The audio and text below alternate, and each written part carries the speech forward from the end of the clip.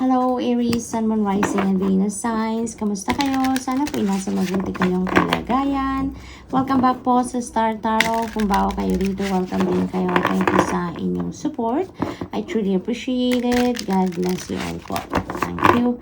Tignan natin ang mga messages ninyo for today. Aries, napakaganda nito. This is about, wisdom. This is about spiritual messages, intuitive messages, yung mga ganon, no? Na ibinibigay sa iyo ng Divine Universe. Pinapadalhan ka ng iyong spirit team ng gabay, ng guidance, ng tulong, no? On how you're going to navigate your circumstances sa buhay ninyo sa ngayon. Kasi siguro may mga pagbabago ditong gagawin kayo sa buhay ninyo.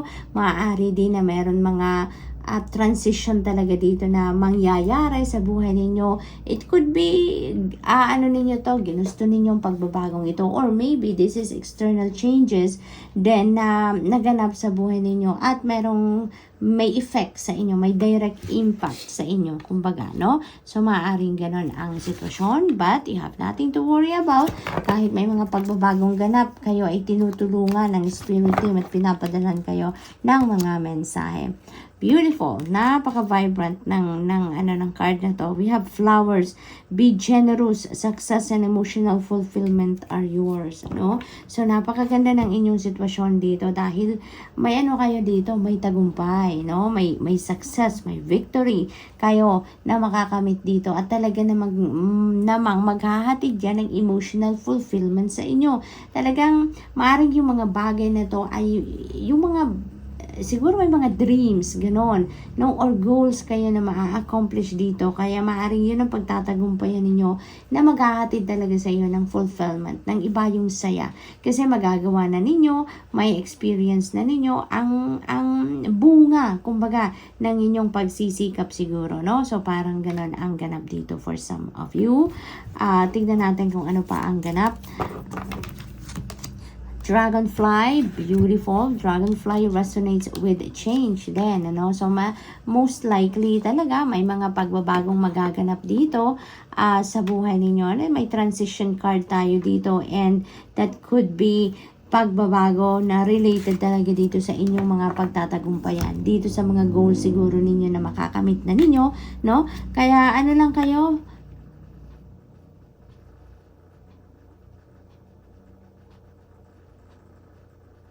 be confident, no? Be confident sa mga gagawin pa ninyo. Be confident sa mga sa mga plans pa ninyo or different endeavors pa na nasisimulan ninyo dito, no? Kasi galing na kayo sa tagumpay. Galing kayo dito sa victory. Kaya maaari din talaga na talagang mas kayo ngayon, mas confident na din kayo sa mga susunod pa ninyong gagawin. Mas assertive na kayo dito sa inyong mga gagawin pa, no? So what else? We have thorns. Ayan, never give up. Don't give up, Aries, no? Kung maaring iba sa inyo dito may nararamdaman, no, na pagod na, may nararamdaman ng hirap, may challenges na nararanasan dito, but that is normal sa buhay, Aries, 'di ba? Wala namang smooth na path na pinagdadaanan tayo. There is always some humps and bumps talaga tayong ma-experience along our life's journey. Kahit anuman ang goal natin sa buhay, kahit anuman ang pangharap natin sa buhay that we are working on, there will always be life's hiccups na ma-experience tayo. It's because that's part of life. That is to spice up our lives. Diba? That is also there para mayroon tayong matutunan, para makatulong sa atin na maging resilient tayo, maging matatag tayo, maging matibay tayo. Sometimes it is also a test of faith, di ba? Kung hanggang saan tayo makikipaglaban sa buhay or hanggang saan tayo magsisikap, 'di ba? There are talaga purpose, no, for those life's hiccups and challenges. Kaya don't give up, no, don't give up. Malapit ka na sa tagumpay, no, Aries, kaya wag kang mawindang, no?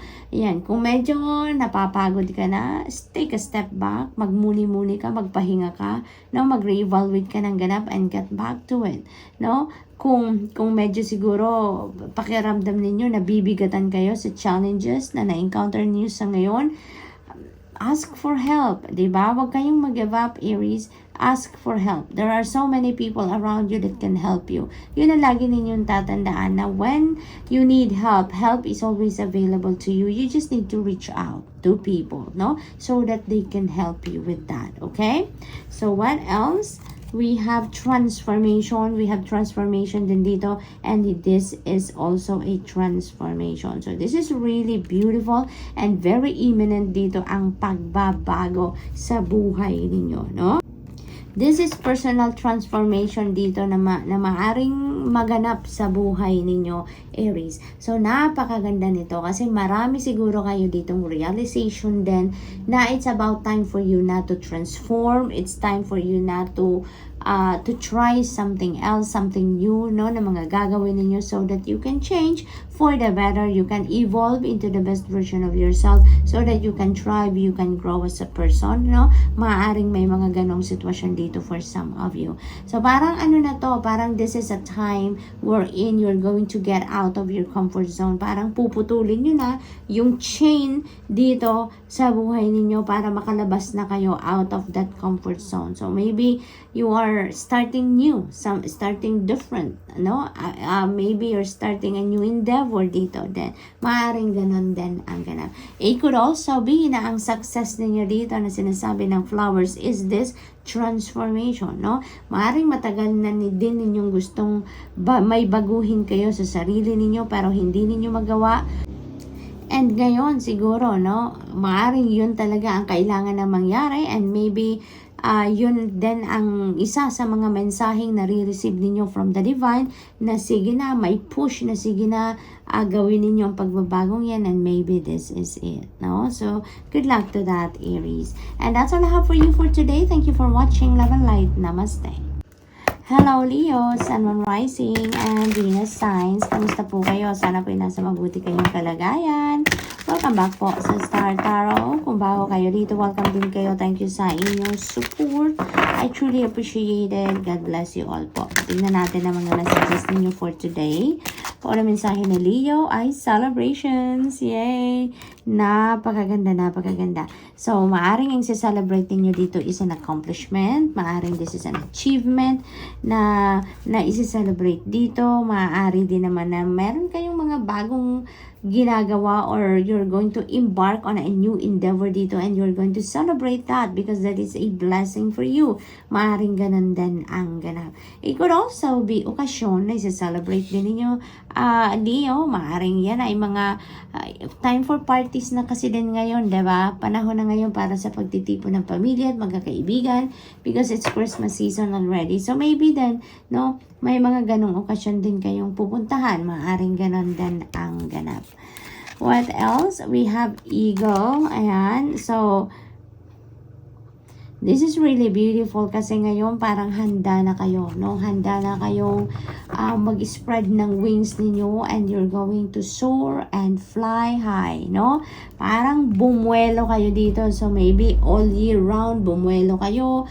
Maaring prepare ninyo ang sarili ninyo. Ngayon, you are empowered. Ngayon, siguro you are equipped na with anything na kakailanganan ninyo para magawa ninyo mga bagay na gusto ninyong gawin. And now, you are ready to fly, you know?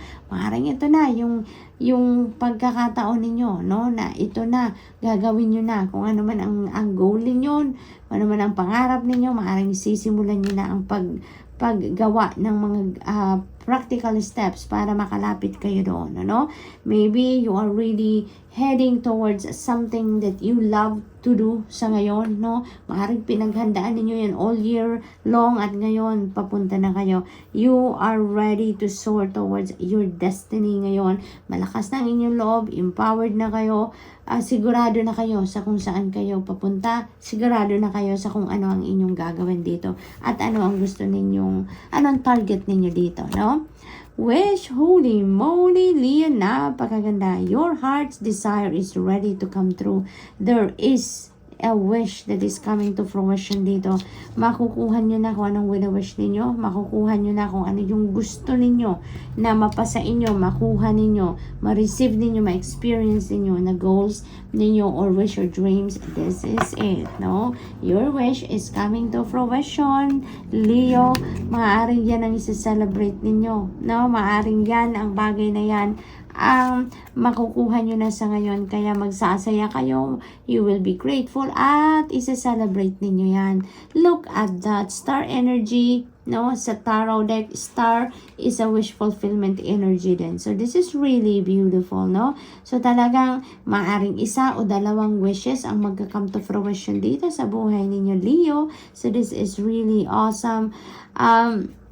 Yung star energy din na ito, you know, sinasabi nito na hard times are over.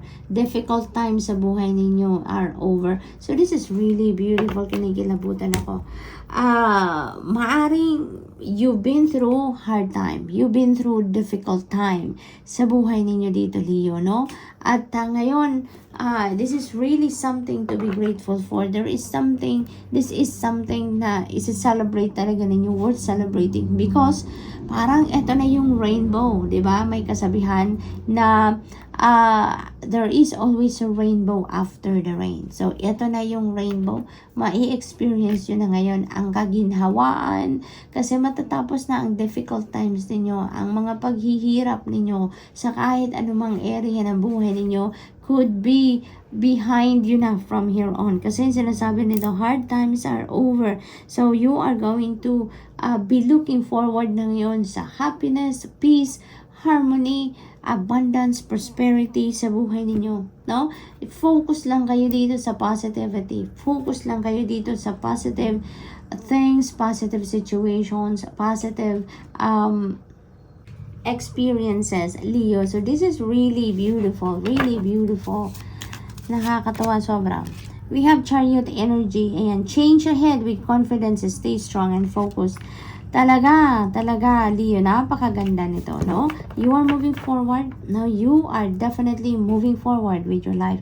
Talagang, yung star energy na to, alam mo, iniilawan ng divine universe ngayon ang path patungo doon sa positive situations ninyo, sa mga bagong sitwasyon na parating sa inyo dito. Iniilawan na yan para sa inyo.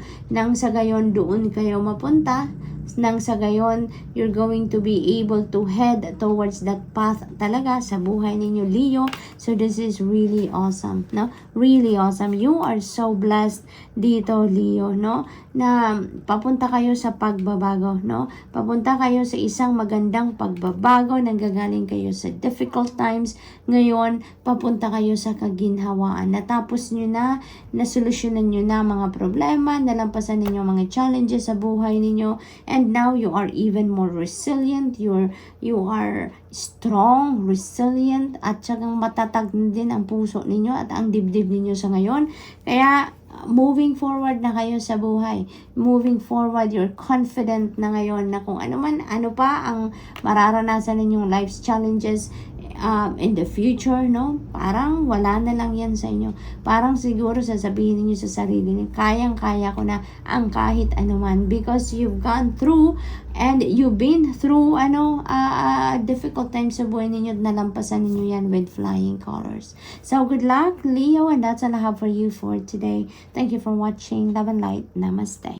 Hello, Sagittarius, Sun, Moon, Rising, and Venus signs. Kamusta kayo? Sana po nasa mabuti kayong kalagayan. Welcome back po sa Star Tarot. Kung bago kayo dito, welcome din kayo. Thank you sa inyong support. I truly appreciate it. God bless you all. Tingnan natin ang mga messages ninyo for today. Proposal, Sagittarius. Ang iba sa inyo dito makakatanggap ng marriage proposal. Very beautiful energy. Kung kayo ay may jowa na, 'di ba? Or kung single kayo, who knows, 'di ba? May biglang mag-offer sa inyo ng kasal kahit hindi pa niyo jowa. Or that is also possible. That happens, Sagittarius, with other people. This is also business proposal for others of you. Maaring yun din naman ang mangyayari sa inyo. Maaring yun din ang opportunity dito na parating sa iba sa inyo dito, Sagittarius. We have Mountain and Maybe may mga challenges dito na nararanasan or about to face ang iba sa inyo dito, Sagittarius. But challenges are normal yan sa buhay natin. Wala naman perfect life, 'di ba? Wala namang perfect journey sa buhay natin. Kahit ano pa ang estado natin sa buhay, kahit ano pa ang gender natin, it doesn't matter. There will always be challenges sa buhay natin talaga, Dahil yan yan ang nagtuturo sa atin para maging matatag tayo, maging matibay tayo, maging magaling tayo sa pagharap ng kahit anuman pangyayari sa buhay natin. That is part of life. Kaya isipin nyo na lang, na normal lang yon. And also, kahit anuman ang challenges na maranasan ninyo or ma-encounter ninyo sa buhay, huwag kayong mag-aalala din dahil wala namang challenges sa buhay na binibigay sa atin na hindi natin kaya, 'di ba? Hindi natin kayang solusyonan, hindi natin kayang lusutan, ibinibigay yan sa atin to just learn, for us to learn a lesson, for us to gain wisdom, yung mga ganon.